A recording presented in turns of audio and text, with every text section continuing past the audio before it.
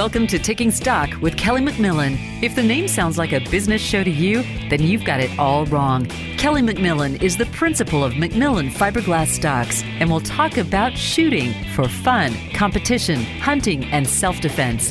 Now, here is your host, Kelly McMillan. Welcome, everybody, and thanks for joining us with Taking Stock with Kelly McMillan.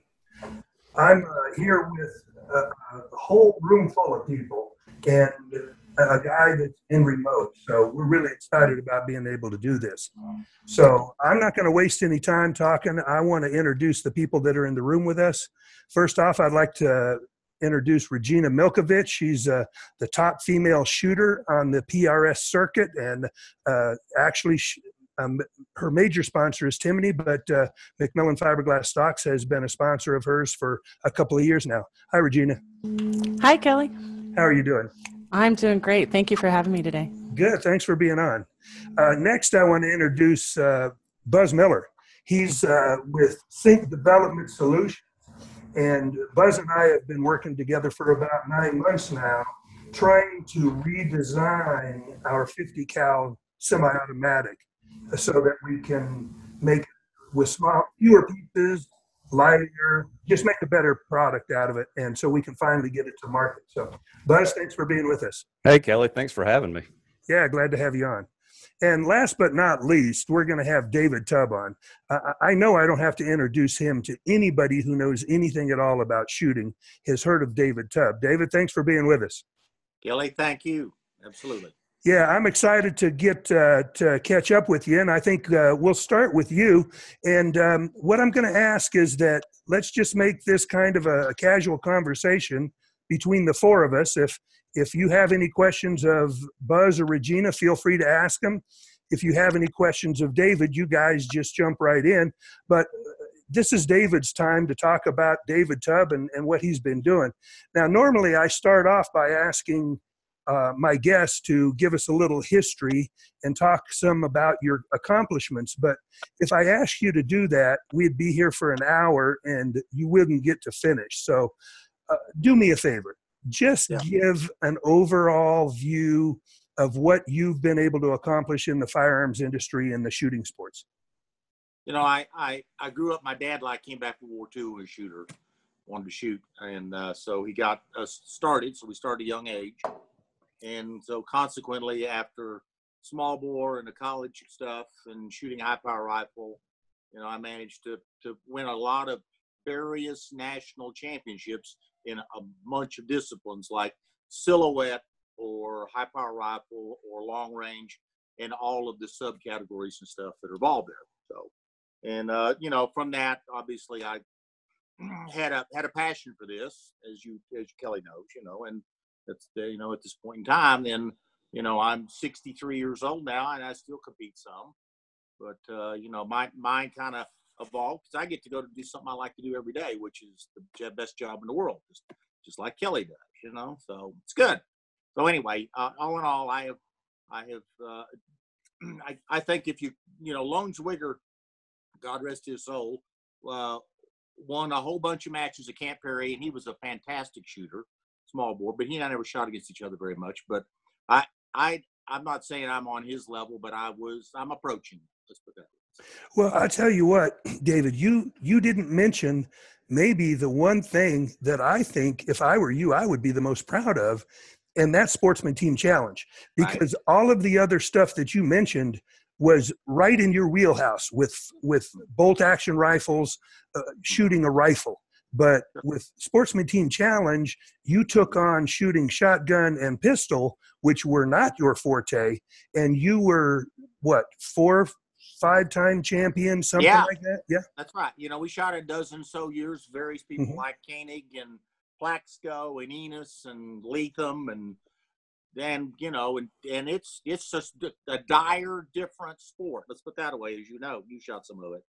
But, you know, in the end, they figured out I could shoot a pistol as good as those guys. I just didn't have gun handling skills. I couldn't reload and draw fast, you know. And then we ended up shooting shotgun. And when we'd go practice, because we, you know, various people like Sierra or EAA or there was another one. Anyway, they sponsored us. Dylan sponsored us one year.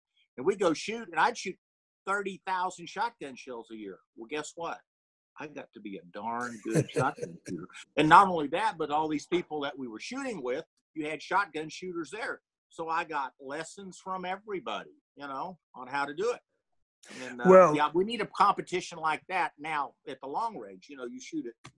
Exactly. You shoot a long way away, and you shoot something flying across. You know what? I've talked to Dan Brozovich and Jeff Brozovich. What they want to do at their long range match, the ELR match, is in between, because they've come up with this idea that in order to make it more fair for everybody, you can't shoot more than every 4 hours. And I know I'm not saying that the best way it could be said, but basically they don't want you to retry to set a record within 4 hours so that you're not, ganging up on the conditions, I guess. But what they want to do is they want to set up a small bore ELR course so that while you're waiting for your next series of ELR, centerfire to take place, you can shoot small bore, which I think is a tremendous idea. Gives people something to do in between that 4 hours where ordinarily they'd just be talking. No, you're right. Something like that, or 223s, anything, something inside 1,000 yards, if they're Sure. power shoot. That's not a bad plan. Because the idea is, as you said, is to break it up so that when you attempt your next set of targets, that you don't have the same conditions that you did 4 hours earlier. So it's you have to be cunning, and when you're trying to pick out how much wind to hold and how much the temperature changed, and the bullet flight is not what it used to be 4 hours earlier. Exactly. You talked about your passion and your drive, but there's also one thing that I know about you, and our relationship started many years ago. You have a passion and a drive to be a businessman, an entrepreneur, because your family's been successful in the oil business and in steel pipes and that stuff. But you've always tried to see how you could kind of mold the firearms and the industry into a business that would work for you.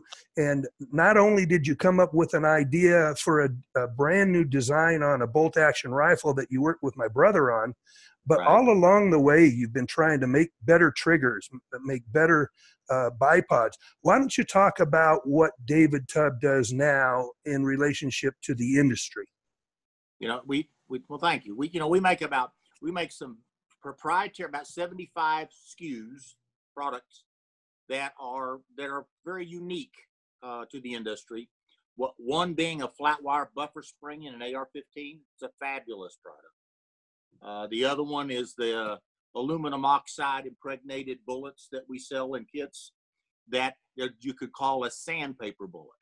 And why do you need a sandpaper bullet? Because you want to finish the inside of your rifle barrel. And I'll come up with 2 or 3 new products every year. But then again, I'll throw 1 or 2 away every year because I can't always pick winners every time.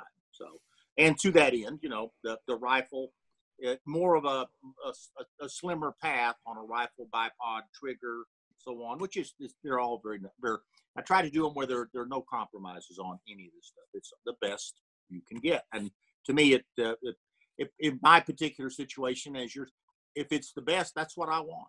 I don't care if it's a couple bucks more. Okay. Yeah, and I think that's something that's been part of your drive, is that you're willing to say, okay, yeah, if I shoot 30,000 rounds a year, that's going to get me so far. But if I have one subpar piece of equipment, that's going to really set me back. And so all of that practice isn't going to be as valuable as it could be if I had every piece of equipment as good as I can possibly get it. And I think that's a great way to approach a sport. What I like to say is, and I do this, I did it with my woodworking shop. I went out and bought the very best equipment I could buy in woodworking because, 1, I'm not a woodworker. 2, I've never had any experience with it. So I figured if I was going to be successful at building furniture or making anything, the chances that I could do it well would be much more enhanced with having the best equipment I could buy and the right kind of equipment for the job. So that's how I approached it. No, that's a very good plan. That would be the best way to get to the front. Basically, it's the leading edge or the bleeding edge sometimes, but that's what you're after. That's what you attempted, and I'm sure you were quite successful at it. One of the things that we do in the fiberglass stock company is we're constantly trying to come up with the best fiberglass stocks that we can, but we don't always get it right the first time. And unfortunately, I had a little setback in the F-Class Open. I made some stocks that I call the Kestro Z-Rail that extended the forend of the stock and dropped the center of gravity down to where the rest was just below the barrel, as close as we could get to the center line of bore. The problem is that I didn't communicate with my employees very well how these particular stocks needed to be made. And when we got the first 4 or 5 out to a team that I'm sponsoring for the testing, the first thing they did was they set them on the rest and said, oh, this sags about 35, 40 thousandths. And so I got with my people and I said, why is this so flexible? And come to find out, I had anticipated them being made with carbon fiber, and they didn't get any carbon fiber in them for whatever reason. And so oh, darn. Hey, guys, don't bother, bedding those things or anything. Send them back and let me get you some that are made the way they're supposed to be made. But you mentioned that, you can't get it right every time. And as businessmen and entrepreneurs, we try our very best to make the very best products that we can. And of course, I believe, and I know you do too, that customer service is every bit of that. Now, you get to test everything that you make, and you're the one that is the ultimate authority on whether this is actually an improvement over what's available or if it's not. And if it's not, you're not going to use it, which makes it difficult for you to sell, and other people just aren't going to buy it. They're going to use what's best. And I know you've had that issue. And so how much time do you put into the development and coming up with a product and testing before you actually go to market with it? Well, let's just take the new Tubb gun, which was an offshoot of the Tubb 2000 that we were all involved with. I spent about 3 years doing developmental work and or shooting 3 different prototypes to come up with it, because you make a whole bunch of changes because it's been 15, 17 years since the last rifle you did. And you go through that, and you knock some out, you weed some out, you add a couple more, and I obviously I like great minds, and I'm happy to listen to other people's ideas, and I do. I have partners in some of my stuff, and so consequently, they may be as ingenious about it as I am, and so the more minds that are involved with a project, the better. And of course, consequently, like with this one, it's got 40 or 50,000 rounds down range, and it's got 3 different prototypes before we went to market. And we still have a small hiccup or 2, but nothing that's insurmountable, to go into production, basically. So I see. Anyway, it just takes a lot of time, though. You're right. Hours on hours, I see you've got one on a tripod behind you. You want to talk about it? Tell us what's new, how this gun works and why it's different. Right. Well, you and I agree that we don't like chassis stocks because they induce, tensions and torques and stuff. If you take a rifle, if you look at all the best bench press shooters, most of them, they've glued their actions in their stock. So it's stress-free. And so consequently, on the rifles that I do, it's an integrated assembly. That means that the receiver doesn't require a stock or action screws. And so it's also sitting there basically stress-free. No matter what other accuracy-inducing things you do, you started with something that was stress-free. And so consequently, from there, you look back at all the others and the guard screws, and that's why they used to bed guns. Well, now they don't even bed them anymore. They just bolt them together. And so, a steel vibration, like from your firing pin falling, it travels through the entire receiver or the barrel, let's say, at about 20,000 feet per second, much faster than rifle bullet exits. And so consequently, when it's not the same every time, as i.e. stress is induced into the receiver, let's say, then it's probably not going to shoot as good. So to that end, I mean, the few things here is this: the bipod on this one is asymmetrical or non-symmetrical. Most people take a bipod and they see it where it's this is of course in a symmetrical manner, but this one's able to go and move the legs kind of like a hip joint. If you put one leg in the front and one leg to the rear, up and down, one of the aspects. The 4-in tube on this one is a round Picatinny rail 4-in tube. I'm not planning to shoot a scope off of it, but if I was going to put a flashlight off of it, or a thermal or a laser rangefinder, it repeats good enough to do that, and yet it doesn't chew your hand up. And of course, the idea behind this rifle is it uses an integral a barrel extension, and essentially you just trade the barrels out. So you could take this rifle and you could shoot it in a 6XE, one of my favorite cartridges, or you could turn around and you could shoot it in a 338 Lapua in about a matter of about 5 or 10 minutes. And if you had zeros from the time before, it's going to be within a click every time of repetition, even with iron sights. And so, not to mention the folding stock and our trigger that we have in there, and we have duo springs, one counterclockwise and one clockwise in the firing pin. So when the firing pin falls, there's no radial biasing. We've gone to the nth degree to make where this rifle shoots, and obviously you've seen what it can do. So yeah, absolutely. And you talk about stuff that, for the average shooter, even the average good shooter, competitive shooter, they couldn't notice any of this stuff. But somebody who puts 30,000 rounds a year or more through a gun, you can tell that the changes that you've made either work or they don't work. And if they don't work, you're not going to waste your time and money.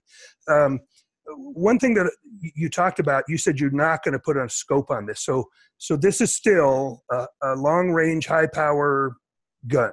That's what it was designed for. No, you can shoot it with iron sights, absolutely. Mm-hmm.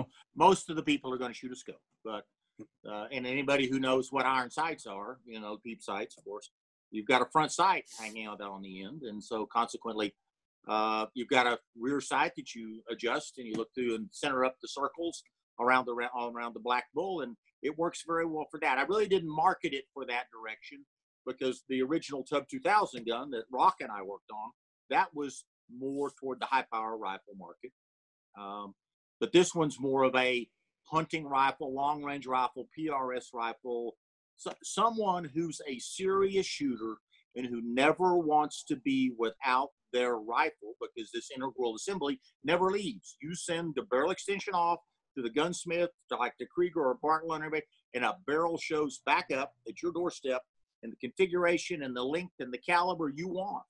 And so you can shoot that one rifle from now on. You could have 5 or 10 barrels. I want to talk to you about something. A guy came to me the last 2 years in a row at the SHOT Show and tried to sell me on a process by where he was actually chambering a barrel separate from the barrel and from the receiver. And somehow he thought that was a good idea, but I can't for the life of me understand why that would be a good idea. Do you understand? Have you seen that? And do you understand what that is? I've seen that, right. And so your chamber is obviously, you've got another set of threads or interconnecting junctions or junctures. And I don't know if you can't line the rifle barrel up perfectly, and it's very hard to do that. Okay.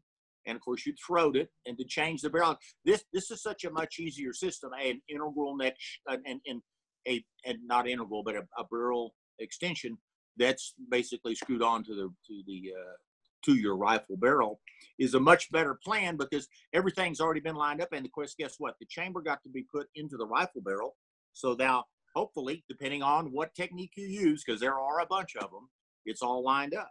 And and it doesn't take any more time to, probably, in my opinion, it doesn't take any more time to do the chambering and the headspace and so on and so forth than it does to thread this up, or very little more time, like this fellow's doing. with his barrel that's completely separate from his chamber. Okay, was by any chance the rifle that we're talking about, has that had any particular accomplishments that you want to talk about? The Tubb gun here. Uh-huh. Well, you know, we went to the shot show, and just prior to that, they had the extreme long range world record attempt, and which is 3 cold bore shots. So there's no siders.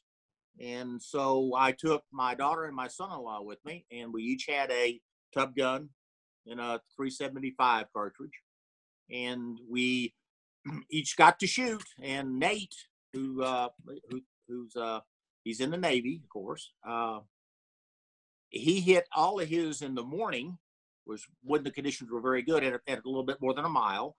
Nobody else cleared 1,500 yards. With 3 consecutive hits. That's the parameters in order to get a score that's going to be considered. And then you had to wait the 4 hours, and it was kind of interesting visiting with everybody. You and I had a nice visit, and then we shot again in the afternoon, and the conditions were completely different. Winds blowing, mirages running, temperatures up, and so somewhere there we shot him again at 2,011 yards, and he hit the target all 3 times, and nobody once again cleared 1,500. Yeah, let's not downplay how great an accomplishment that was. There were only 3 people to get 3 hits on a target at any range. Both of the other 2 were both at 1,500, and he was the only guy to clean all 3 shots at 2 different distances. I think the first one was 17 something, and the last one was 2,011 yards. I think that's the official record. Yes, sir. That's fabulous. I mean, I think everybody ought to know there were 23 shooters there, and only 3 could get 3 shots on everyone says, oh, that's easy. I do that all the time. But when you get them down on the line and the pressure's on, it just doesn't happen that often.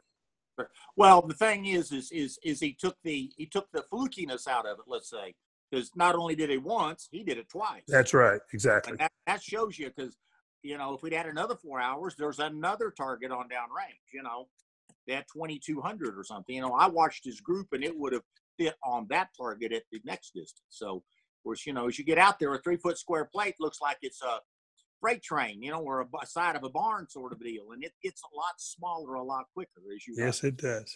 Hey, David, I know I asked you if you wanted to stick around with us for the rest of the show. You're more than welcome to hang out and contribute, but we're going to take a commercial break in a few seconds here. Are we going to see you when we come back? Sure, I'll hang around, Kelly. Okay, great. Thanks, David. I appreciate that. Okay, I want to ask all of our listeners and viewers to stick around, watch our new McMillan ELRHQ.com commercial, and we'll be back in a couple of minutes. All right, and this is a part where I'm going to go over to Regina's computer, which has all that stored, and share her screen. I'm actually going to do it on YouTube, Kelly, because I'm not sure how much more we can show gun commercials on YouTube. Okay, let's go. Okay, here we go.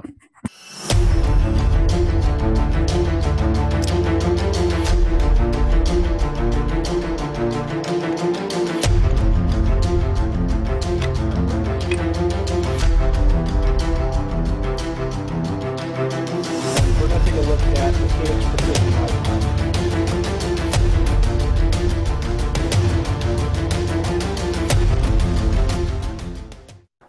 Hi, welcome to ELRHQ.com. I'm Ian Clem, member of the 3-time World Championship U.S. Rifle Team, and this year's FDR National Champion. What I'd like to talk to you about today is some of the equipment I use, and we're going to take a look at the Phoenix Precision Bipod.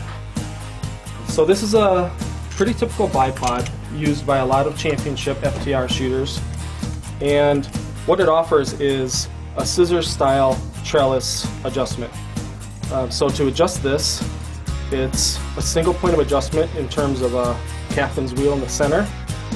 You can raise and lower, and it has articulated feet on either end, and that's important for tracking well over an angled surface, somewhat uneven surface. Last but not least, it comes with cant adjustment.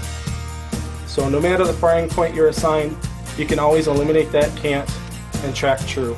Another great feature about the Phoenix Precision Bipod is that it attaches via a universal 1913 mil spec Picatinny rail section, which it comes with, for all your long-range shooting needs.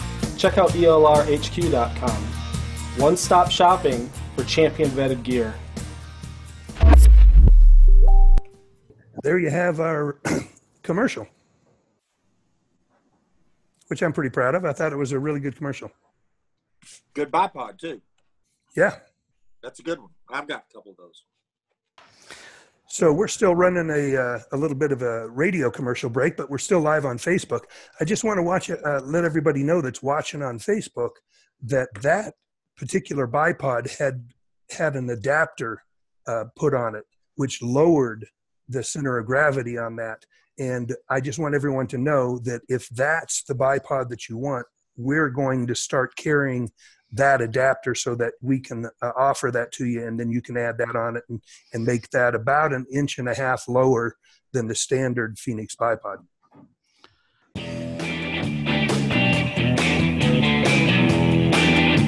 You are listening to Taking Stock with Kelly McMillan. Now back to the show. Hi, welcome back, everyone. Thanks for sticking around with us through that commercial. Hope you enjoyed that ELRHQ commercial. Just wanted to make a quick point. You guys couldn't see it on the radio, but it's a really cool bipod. David gave it its blessing, so I'm really happy about that. We're going to talk with Regina now, going to get her into this conversation. But first, I understand that, Regina, you and David have a relationship. You want to talk about that?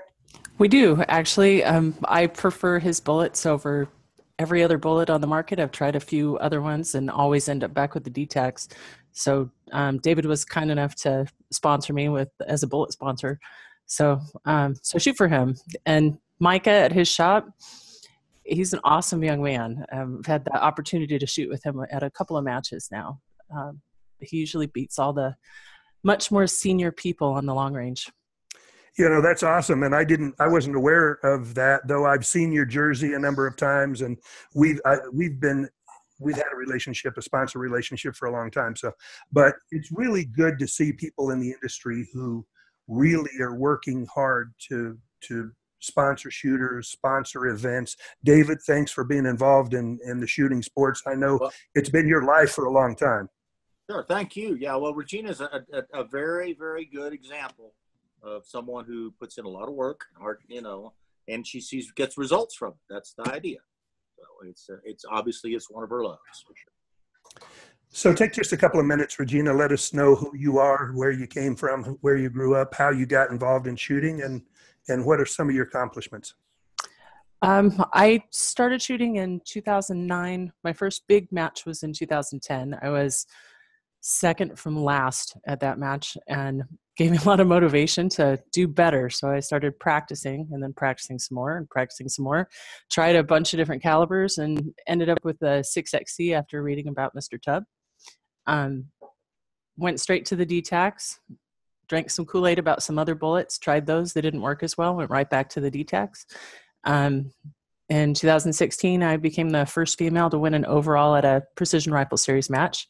I've had a bunch of first places locally, a bunch of top 10 finishes, top 20 finishes. I'm still the highest ranked female in the Precision Rifle Series and the National Rifle League. I'm hoping to repeat that with both of those competitive series this season as well. I think my first NRL match will be the Owens Armory one at Big Sandy. I'm currently sitting in third overall in the PRS, but it's still early. Only a handful of people have 3 matches under their belt. So most recently I was 6th place at the Lone Star Challenge and 9th at the Accuracy International competition at Core in Florida. So got some nice trophies from those. Wow. You know, David said you're willing to put in a lot of work, and I know you are. How many matches are you going to shoot this year? I'm probably matches I'm going to shoot this year. I think I'm looking at about 18 or 19 now. A lot. I have 3 scheduled just for April. So. Yeah, it's nice that you've got good sponsors. Yes. what attracted you to shooting? I mean, it's not necessarily known as a woman's sport, though it is one of the few sports where women can compete side by side with men and win. Mm-hmm. There is no, stronger or weaker sex in this game. It's all about, control. I watched a bunch of 3-gun and pistol matches, and it was really fast, and I was extremely inexperienced with firearms. I was afraid of all of the levers and safeties, and I watched a bolt gun match, and all of the people were very welcoming, answered all my questions because I didn't know what I was doing, didn't make fun of me for being left-handed yet, and I thought it looked like a lot of fun. I couldn't believe people were hitting targets so far away, and at the time I think it was 400 yards. So now I don't even worry about wind at 400 yards, but I remember being really nervous about that stuff in the beginning. And I like that there weren't any, didn't feel like I was handicapped. So, you mentioned, shooting at 400 yards and that being a long ways. Now, almost every match has at least an 1,000-yard target. And I think the last Owens match had a 1,200-yard target. So they're expanding the distances in PRS, just like we are in ELR and everything else that we're doing. Mm-hmm. They are. Some of the ELR matches, I'm still a little intimidated by those, but eventually I'll just go and shoot one of those because they look like a lot of fun. And being able to pat yourself on the back for hitting something past a mile would be really nice. I've gotten really close to a mile with my 6, but not quite there.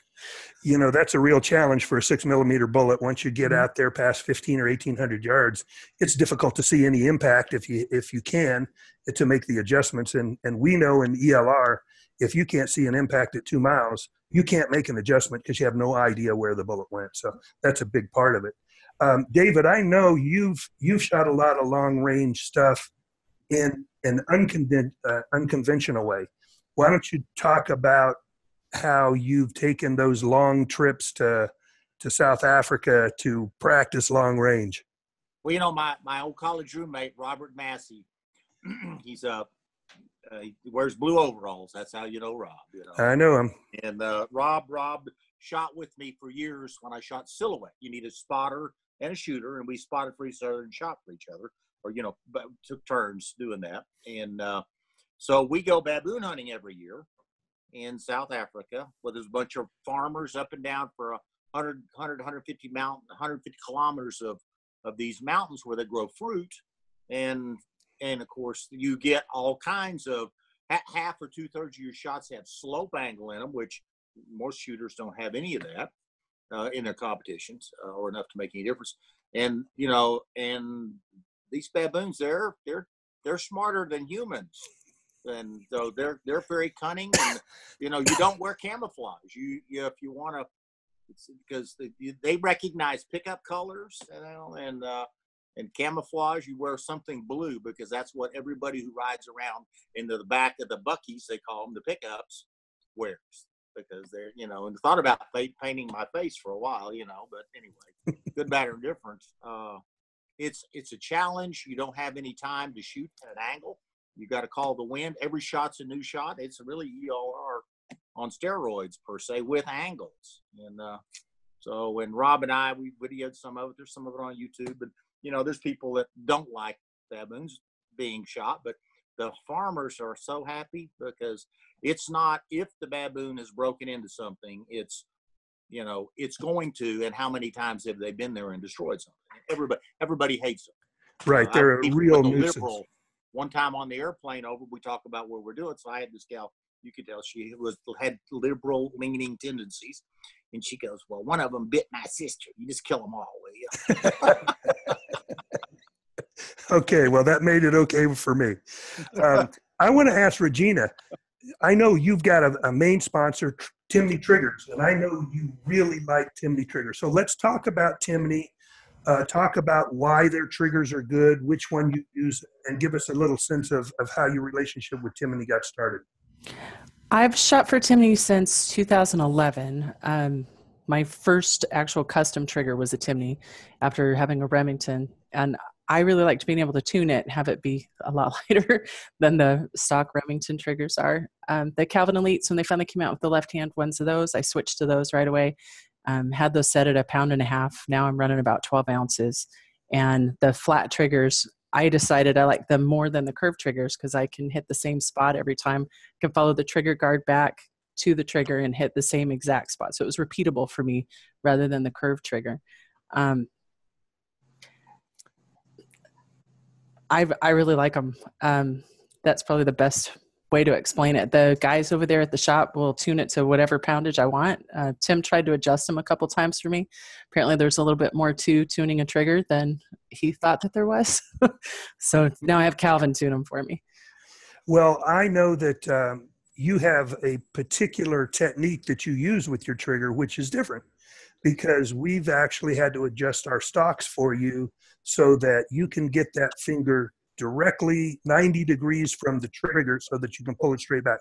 Now, not everybody's that particular about how their trigger's set up, but this, with the flat trigger, that helps you be consistent with that. Is that right? It does, yeah. I usually build out the palm swell on my stocks about 3/4 inch. So they're just a little bit longer. So my finger is forward, my whole hand's forward more. I'm not tensing up my hand at all. It's just using my trigger finger. Everything else can stay relaxed.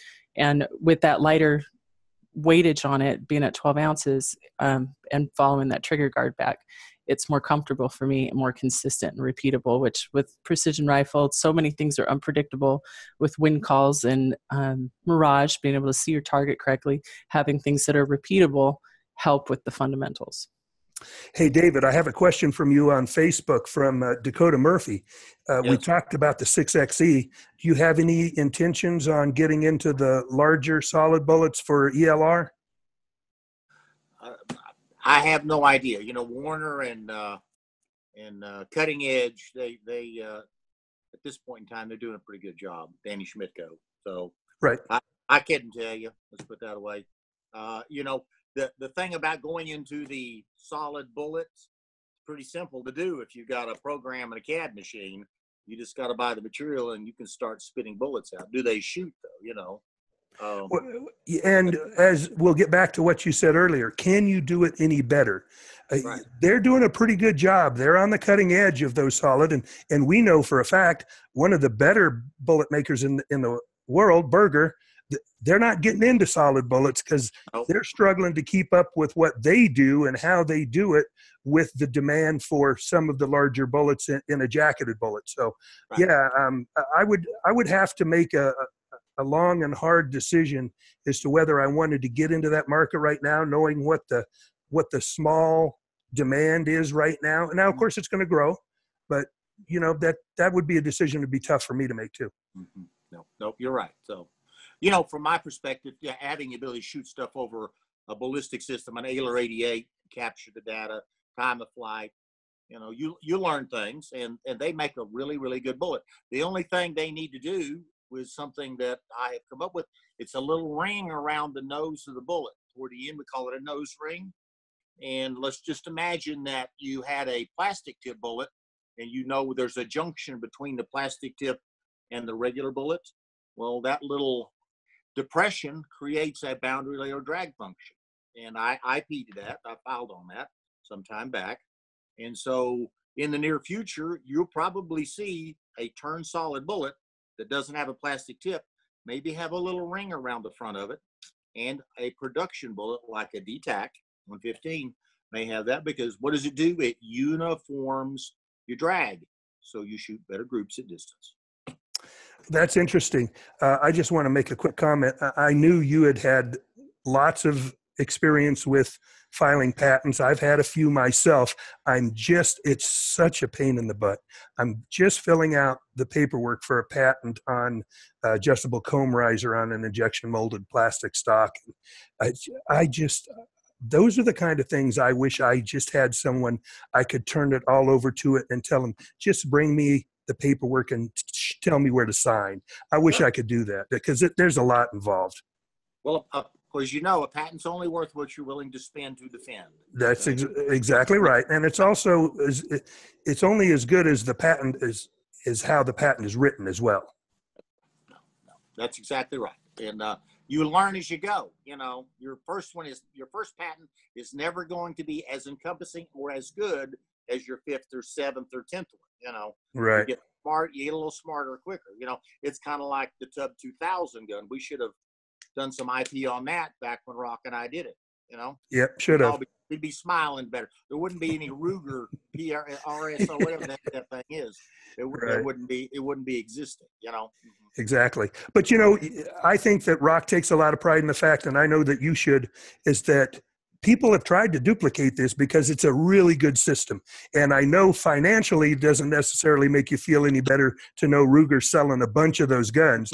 But the fact that, hey, they copied you, that's got to mean something to you. Well, sure. Absolutely. Yeah. It's if you turn that back around, it's kind of like the 6.5 Creedmoor. The 6.5 Creedmoor came to life when the Creedmoor bunch stayed next to the Hornaday bunch at Camp Perry, Ohio in the condos. And guess what they had? They had a 6XC cartridge, and Dennis DeMille was walking around with it, and that's where the 6.5, not to mention the fact that I'd already sent them drawings for the 6XC to see if Hornaday would make the brass, and I ended up not using them. So, but that's where the 6.5 Creedmoor came from. Imagine that. Yeah, imagine that. I want to get back to Regina for a minute. You've got a trigger with you. You want to, did we grab you a trigger out? No? We didn't get it from stock. It wasn't the same one. Oh, okay. That does have a rifle here, and we can set that up very quick. Yeah, why don't we take a minute, and I'm going to get in a conversation with Buzz. Why don't you get over by your rifle, and then you can kind of go over your rifle and let everybody know what it is that you're shooting. So I want to bring Buzz Miller in. Buzz, I've had a great relationship with you and really enjoy working with you. Why don't you talk a little bit about your history and how we got together? Sure. So my history is as you know, product development. I'm pretty much the nerd that sits behind the computer and tries to help bring cool products to market. You know, you guys, everybody out there has wonderful ideas. And David, you've even mentioned, you know, some of your trials and tribulations. And I don't think there's quite the appreciation for what really goes into bringing a product to market. You know, you mentioned, David, talking about having worked on your previous gun for a number of years. You've got tons of experience on that. Fast forward a few years, and now you're developing another gun, and yet it still takes, you know, years of shooting, years of testing, years of development, because ultimately you're in a pursuit of perfection, right? And I think, you know, that goes throughout our industry. I mean, you know, we're all trying to make better products ultimately and serve our customers what they want. But I don't think the customers really have insight into what goes into doing so. And so, you know, I'm just another one of you guys where I've spent the last 10 years or so of my life, you know, learning the ropes, kind of learning about products, learning about development, design, going through a lot of these hurdles that ultimately get products to market. You know, there's always something, just like you said, David, there's always something that comes up, and being able to deal with it and manage it is really crucial for handling, you know, bad customer experiences. Heaven forbid we have one. And so, you know, I spent a couple of years at FN, primarily doing handgun development there with those guys. And, you know, you learn a lot about more high volume stuff when you're dealing with things like that. But FN is also a company that absolutely does not, you know, skimp on quality, you know, and the investment that they put into understanding their own products is incredible. And I would say, you know, one of the leading companies in the industry that really puts the engineers in charge with understanding their products the way they do. So yeah, I spent you know, like I said, a number of years with FN. I did do a short stint down in Taurus, which, you know, that sounds like a interesting swing, and it was a very interesting swing, but there were things to learn down there as well, believe it or not. And so spent a few years doing some development down there, you know, got a couple of successful products on the right track. And now I'm in a position where I'm basically doing product development consulting for guys like yourself, Kelly, where, you know, just like you're mentioning with the IP stuff, where you wish you had somebody you could hand things off to that they could run with it. And, you know, what you bring to the table kind of matches perfectly with what I bring to the table. And so it's a great partnership for us to just carry on and run with, you know, run with this product development that you got going. Well, thanks for sharing that. We're going to step away. We're going to step away from this conversation for just a minute. Regina's set up, and we're going to give her a few minutes to talk about her rifle, what she's shooting, how it's set up, and kind of give us an overview of what a PSR rifle is all about. Regina. All right. So this is the rifle I've taken to the last couple of competitions, actually. It's a McMillan KMW combination stock. I have a Timney flat trigger in there, set at 12 ounces. This one has a Defiance action of Vortex Razor Gen 2. And on the side, you'll notice I've got a 2-round holder there. So I have my little backup 6XC rounds for just in case something happens or I drop a magazine and one falls out. On the other side, I have what's called a Python. It's made by a friend of mine named Marcus Blanchard. So I have my dope cards in there. They slide in and out. We made these on business cards. So they list the target designator, distance, your elevation, and 2 wind calls. And in here is a plugger that is made from a friend of ours. And it's basically an empty chamber indicator. So looks like that. It slides right in. Pretty handy, especially for the matches where it's required that you have an empty chamber indicator. It keeps a lot of the debris out of it. Other gear that I use are my Weebad bags. This one's a mini fortune cookie. It's a heavyweight, about 3 pounds. Comes in really handy as a rear bag as well as using it on props that are at odd angles. And I've got a pump pillow, which is the second most used bag that I have. A scope cover that is, I think this one's called a rifle caddy. So you can fits all the way over my full-size scope with the sunshade on it, latches underneath. So I could carry it, but we don't like to carry stuff like suitcases, so either up or down, but keeps all the debris out.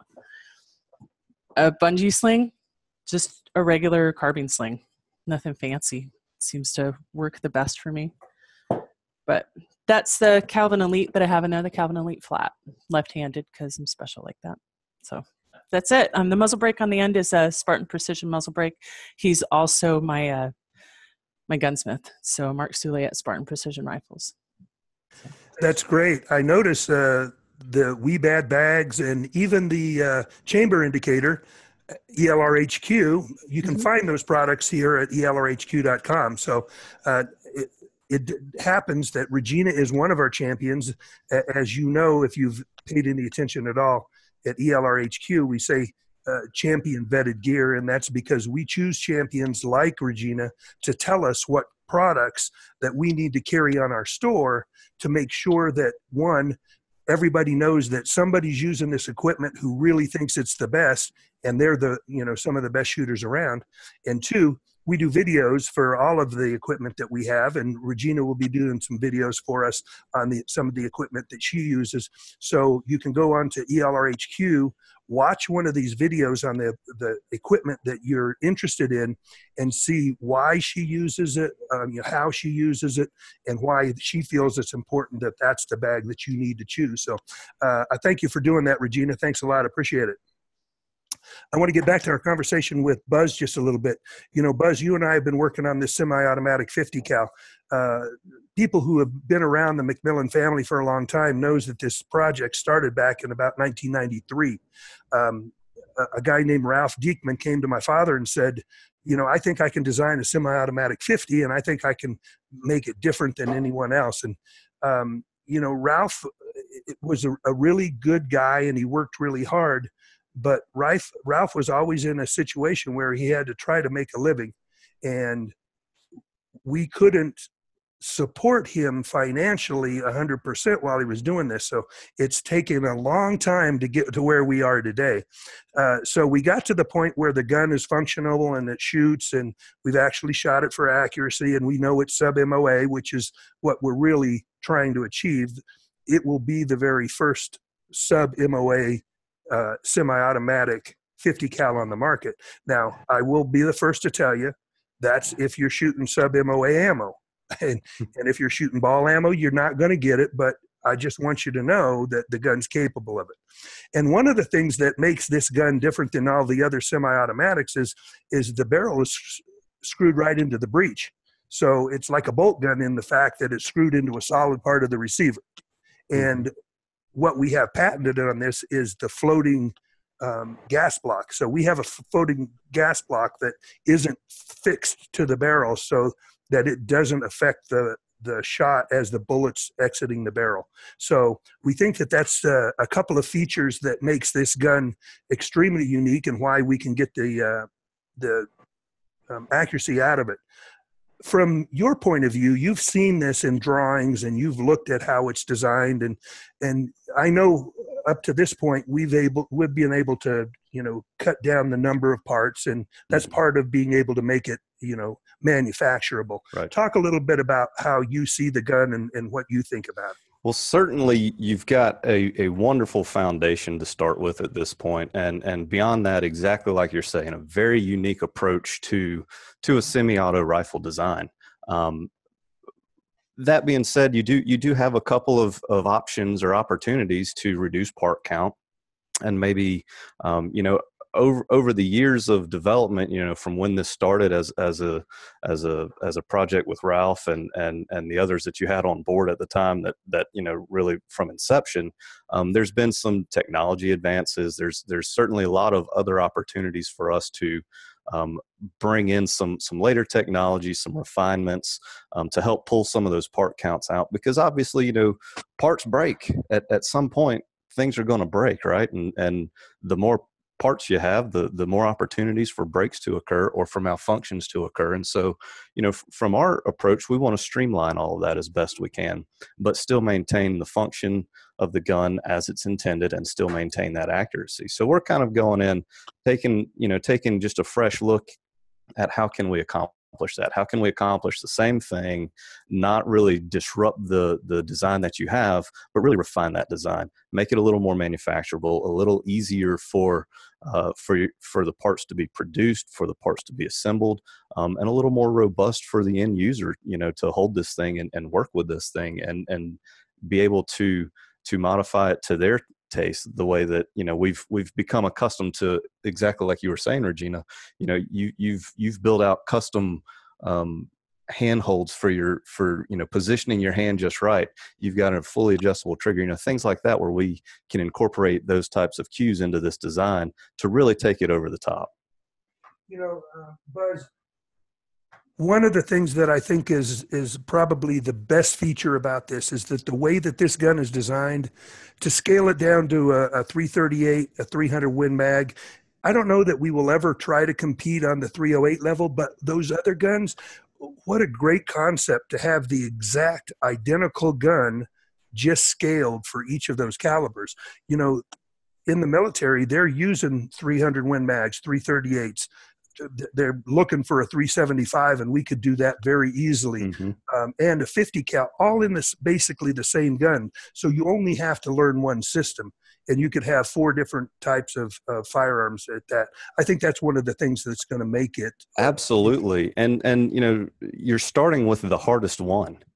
You're starting with the most abusive one. And if you get that right, scaling down is so much easier than it is to try to take a smaller platform and scale up, because as you scale up, you're inducing way more stresses into the systems, and you're running into a lot more headaches trying to be successful with that. So this approach is phenomenal for scaling down, easily scaling into, what are the calibers of tomorrow that we don't know about, that the military might be interested in or whatnot. There's a lot going on with bullet development, and the military is really pushing for some advanced ballistics and whatnot. And for the most part, a lot of these rifles aren't well positioned to easily adapt to some of these calibers. So I think this approach that you have is phenomenal for being able to be adaptable. Okay. Thanks, Buzz. I'm going to take this time to say goodbye to all of our radio listeners. Thanks for joining us. It's been a great show. I plan on intending to continue this conversation for a little bit on Facebook. So if you want to continue to listen, switch over to Facebook, and you'll be able to hear us finish up this conversation. You guys, it's going to be a beautiful weekend here in Phoenix, Arizona. I'm looking forward to having a couple of days off. I want you all to have a great weekend, and catch us next week on Taking Stock with Kelly McMillan on the voiceamerica.com network. Thanks for being here. Okay, we're back now. We took care of the radio disconnect, and we're still on Facebook. I wanted to say that, David, you've had some experience at shooting lots and lots of rounds. You got someplace I might be able to shoot this thing when I get to the point where I got to put about 10,000 rounds through it? Yeah, we got a little spot. Okay. Absolutely. Wow. We can see how far it'll go. We Yeah. can actually test out that, most the minute of angle, which is fantastic, is typically a 50 cal. I call them minute of Humvee. That's all they needed to be. Yeah. It'll hit a Humvee. That's right. Well, and I like Ronnie Barrett. He's been really good to our family, and my brother and he were really close friends. And even though we were kind of competitors, but the fact of the matter is when Ronnie designed that semi-automatic, 4 to 6 minutes of angle was all they asked for. And he gave them exactly what they asked for. And it's been a great gun. Unfortunately, when my dad built a bolt gun and found out how accurate the 50 BMG round was, and they started to expect more out of his gun simply because they knew the round could do it, when before that they didn't. When you're shooting something out of a Ma Deuce and you're shooting, the whole objective is to spread as many bullets around a space as you can. You don't know whether there's any accuracy involved in that at all. But it took building bolt guns on that cartridge to be able to see that bullet actually flies pretty good, and it's a pretty accurate round when handled properly. So that's pretty cool. And I thanks for the offer. You come down and bring a truckload of ammo.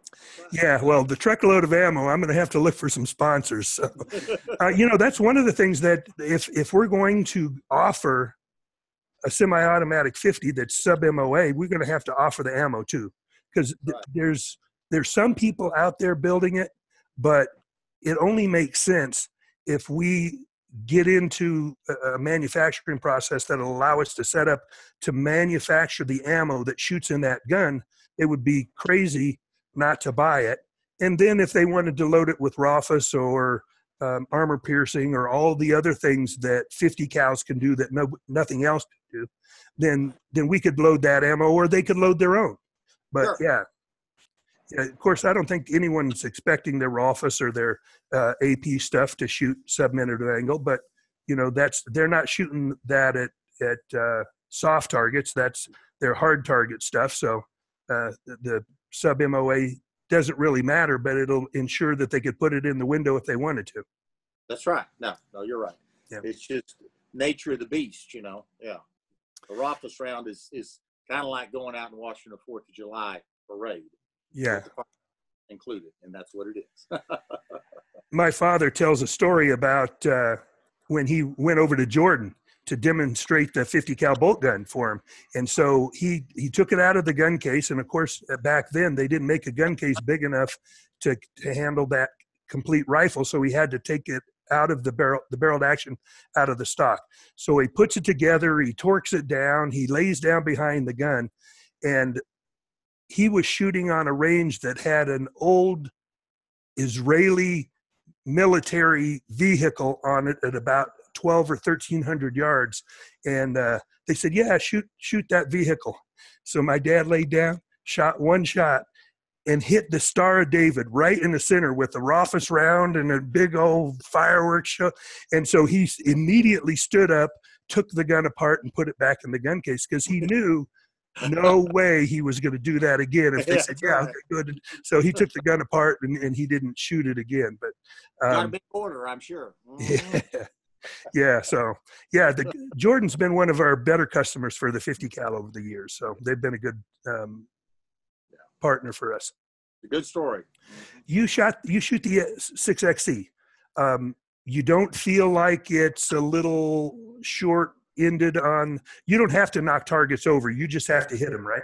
Right. Yeah. So it doesn't have to have a lot of energy at 1,000 yards. You just need to bust the target. Yeah. I'm going about 30-25 though. So it's still got some speed when it gets out there. Is that what most people are shooting in PRS, the 6 millimeter or 6.5? Yeah, 6s and 6.5s for sure. Mostly, well, now everybody, I guess a couple guys won with 6 dashers. So You win a match with the caliber, everybody wants to shoot it for a little bit until they realize that there's more talent involved than it is caliber choice. So the 6mm and 6.5s definitely have a leg up on the other cartridges.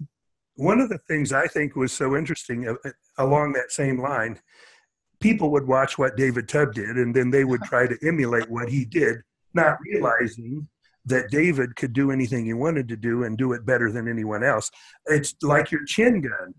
How many guys out there went to the chin gun when you started using the chin gun thinking that that was going to be the answer to them winning matches? And the fact is that you used it, it worked well, but you were disciplined enough to be able to use that technique. And even though you had 4-inch scope base on there, which the taller the scope away from the center of the bore, the more critical your marksmanship, your stance, and your hold is. And I don't think anybody realized how much it took to master that. And their scores probably went down when they started shooting it. Sure. Well, the chin gun was purely an offhand rifle. And there's a good reason you should watch a bubble level, and as you said, it was an involvement, one of the things, and it made it, honest to God, that those guys at the Silhouette bunch, they got tired of seeing me show up. and so, for the end, when I ended all that, I decided I shot the last year with a hunting rifle, the 9-pound gun with a 2-pound trigger in the open division, and I won both the divisions. The hunting rifle, you could use the same one, and I equated that was a good time to quit, because that was kind of like taking a stock Corvette and winning the Indianapolis 500. That's about the equation. Yeah. I was going to mention that, and that was a second thing that you had done just to show that, hey, look, David Tubb is separated by the amount of rounds that you put down range, the experience, and your physical attributes, not just by having the best equipment. Because you did. I remember when you took that factory Remington gun with a varmint barrel contour on it. I don't know whether it was out of the custom shop or whether it was just out of but it was a factory Remington gun, and you won the open division of the National High Power Silhouette Championship. So amazing. We've got a lot of people who shoot a lot of sports, and I don't know of anyone who has had as much success as you have in all the different sports. And had PRS come around a little earlier in your career, I'm sure you would have dominated that sport as well. Well, it's possible, but it uses they're using the same of the evolution. They want a rifle that feeds good out of the mag box and doesn't kick and has a good BC, drifts less in the wind. Well, that's what a 6XC round was. That's what we shot high power with. And if you look at the 6XC, it holds most of the high power, long range, and across the course records, simply because it made it easier to shoot. Give me the gun that doesn't kick. That's the one I want. Okay, one and no recoil. So, because that's a factor. Well, that's one of the things that the military found out when they wanted to go to the 338 Lapua. The Marine Corps gave it to their guys, and they did extensive testing and found out that they couldn't shoot it as well as they could shoot the 300 Win Mag because of the recoil. So they decided to stay with the 300 Win Mag for their, special sniper rifles, and the 308 for their standard. But yeah, that's and that's one of the reasons why one of the things Buzz and I are working on is this is going to be an integrally suppressed 50 cal with a muzzle brake incorporated in the design of the suppressor, because if we can, semi-autos don't kick as hard as the bolt guns, but if we can get that recoil down to where it's manageable and guys can be consistent for 8 or 10 rounds as opposed to 5 rounds before that ruggedness of that recoil starts to beat them down, then it's going to be a better, more serviceable gun in the long run. Guys, thanks. I really appreciate y'all being here. This has been really fun. It's gone a little bit long, but I'm happy to have spent a little extra time with you. I'm going to give each of you a little bit of time. David, you didn't talk about your business or how people can get in touch with you to buy any of your products. So I want you to take just a minute and let everybody know how to get a hold of David Tubb, how to get a hold of any of the products that you make. Sure. Well, if we have a lot of videos on YouTube currently. They may be on a different medium here shortly. And but if you go to davidtubb.com, and that's the website, and which is the Superior Shooting Systems based company, and scroll around, there's a variety of products, as I said. And what you need to know is most all the products that we sell, they're unique to us, which is it's not a normal Midway sort of arrangement or a Brownells. So anyway, but that's awesome. And Regina, thank you for shooting my bullets. I think that's fantastic. Give me a call one of these days, and we'll talk about more stuff. So. I'll probably be giving you a call pretty soon. I'm almost out of bullets. Okay. Regina, do you want to share your Facebook? You want followers? I know I always ask my listeners and watchers to stay tuned to my Facebook page to keep up with the people that I sponsor, because we usually tag you, and you're one of my friends. So why don't you let them know how to do that? Sure. On Facebook, you can search me by Regina Milkovich. I'm also on Instagram the same way. This morning, I shared a new Facebook page with an up-and-coming shooter. She's 10 years old. Her name is Ella. I got to watch her shoot last weekend. She's amazing. So the link is on my Facebook page if you want to go check her out. She also ropes and shoots archery. So I'm really excited to see how she's going to do. She's going to be at the Pro-Am with my best friend in October. If anybody wants to get in touch with me for questions, I'm available for that. I recently wrote an article for Ballistic Precision on positional shooting. So if you find a copy of that, pick it up, and stay tuned for more articles that I'll be writing. Awesome. Appreciate you being here, Regina. Thanks. And Buzz, you want to let people know that have any firearms design needs to how to get in touch with you? Yeah, absolutely. You can reach us through www.syncdevelopmentsolutions.com. Way too long of a name, but that's Sync, S-Y-N-C. And you can reach us through that and check us out, see what we're all about. Well, I appreciate you being here on the show today, Buzz. Really enjoyed the talk. Sorry we didn't get more time, but we'll have plenty of time in the future for us to get together. I'm going to sign off right now. Thanks for everybody to joining us on Facebook, listening to us, watching the video. And I'm going to turn it over to Zev because he's got a little housework to do. So a couple of things. First of all, David really laughed when you called it Minute of Humvee, because the first precision rifle course I took in 2009, the instructor told me, wow, you're a real hour of angle shooter. So you really made me, you brought that back. Also, I'm wearing our Team McMillan shirt today. We haven't talked about it in a while. Kelly sponsors FTR team, and the first competition they had at Southwest Burger Nationals, we took it. So wearing that shirt and enjoying it today on a Friday. And the last thing I wanted to do was a shout out to Travis Walla and Valdina Ranch. They're going to be hosting the world's longest shot challenge between April 12th and April 15th. We are the title sponsors for that.